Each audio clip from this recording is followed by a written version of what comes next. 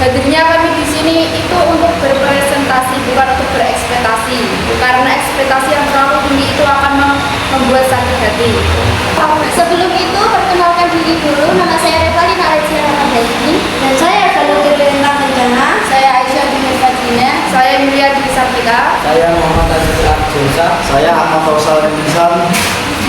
Kami dari kelompok 5. Di sini kita akan membahas blogger makalah presentasi dengan bertemakan hidup berkelanjutan. Pertama-tama kita akan membahas soal nomor 1 dulu. Saya akan membahas nomor 1, yaitu mencari beberapa artikel. Kami mendapatkan artikel 1 pola hidup sehat siswa 5 SD Negeri Karangjedek Kutasari Purbalingga dari sumber YouTube Jalunar Amir Positif. 2. Makanan sehat dan bergizi dari sumber YouTube Badan Pangan Nasional. 3. Transformasi dan motivasi gaya hidup sehat dari YouTube Office Foodies. Selanjutnya kami akan membahas nomor 7, yaitu penyakit kronis. Di sini kita memilih penyakit kronis kolesterol.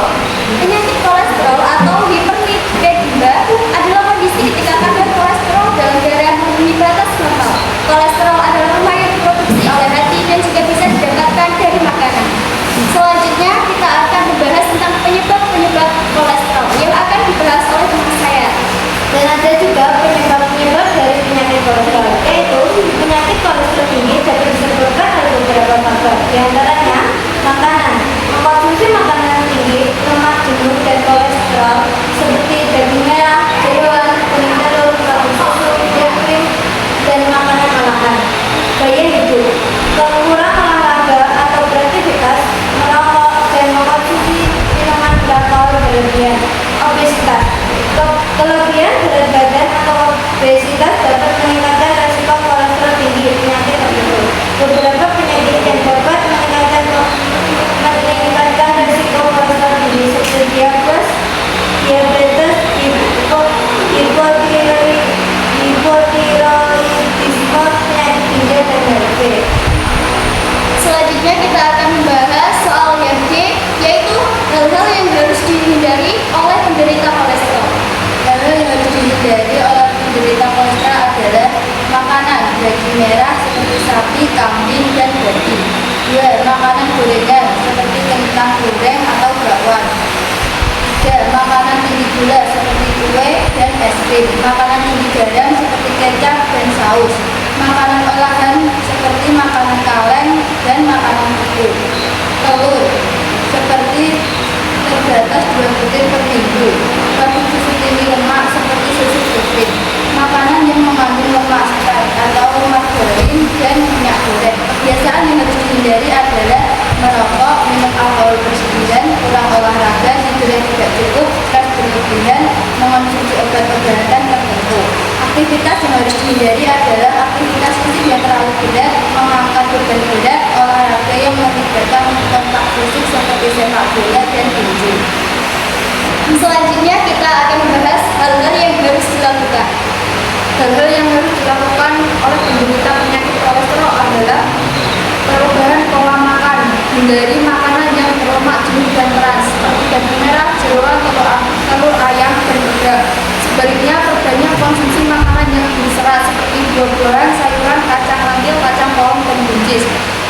Olahraga secara teratur minimal 30 menit setiap hari. Berhenti dapat meningkatkan kadar kolesterol.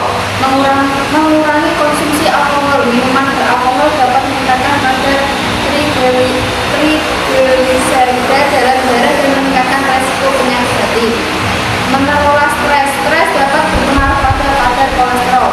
Konsultasi dengan dokter. Dokter dapat memberikan penanganan medis yang tepat seperti obat-obatan atau terapi medis. Selain itu, Anda juga dapat mencoba herbal untuk kolesterol seperti bawang putih, jahe, dan kunyit.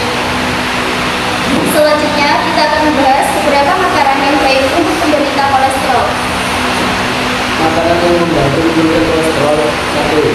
Ikan, salmon, tuna, sardin, kaya akan asam lemak, omega 3.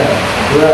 Sayuran hijau, jagung, bayam, brokoli, kembang, kol, kaya akan serat dan antioksidan. 3. Buah-buahan, apel, pisang, jeruk, kaya akan serat dan antioksidan. 4. Kacang-kacangan, kacang hijau, kacang tanah, kaya akan serat dan asam lemak sehat. 5.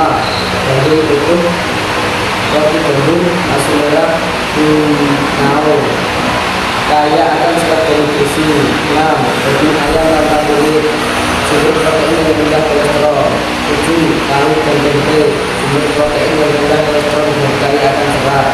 8. Minyak zaitun, kaya akan asam lemak sehat.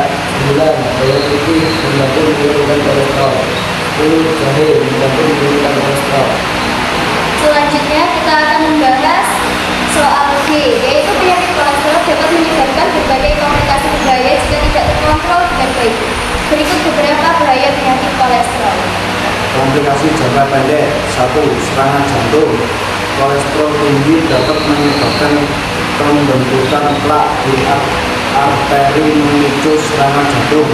2. Stroke. Kolesterol tinggi dapat menyebabkan pembentukan plak di arteri otak memicu stroke. 3. Penggumpalan darah. Kolesterol tinggi dapat meningkatkan resiko penggumpalan darah. 4. Hipertensi. Kolesterol tinggi dapat meningkatkan tekanan darah. Komplikasi jangka panjang. 1. Penyakit jantung koroner. Kolesterol tinggi dapat menyebabkan penyakit jantung koroner. 2. Penyakit ginjal. Kolesterol tinggi dapat menyebabkan kerusakan ginjal. 3. Penyakit pembuluh darah. Kolesterol tinggi dapat menyebabkan penyakit pembuluh darah. 4. Kerusakan otak. Kolesterol tinggi dapat menyebabkan kerusakan otak.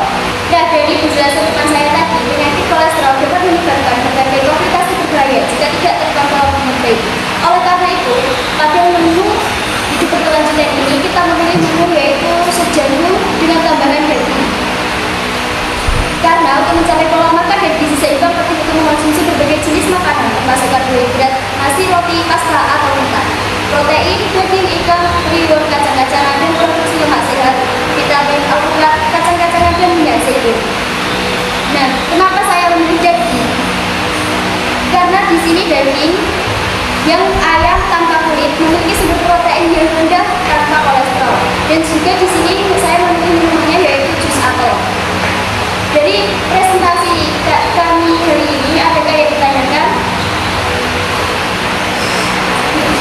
Dari diskusi tadi dapat kita simpulkan bahwa pentingnya untuk hidup sehat dan menjaga pola makan yang baik.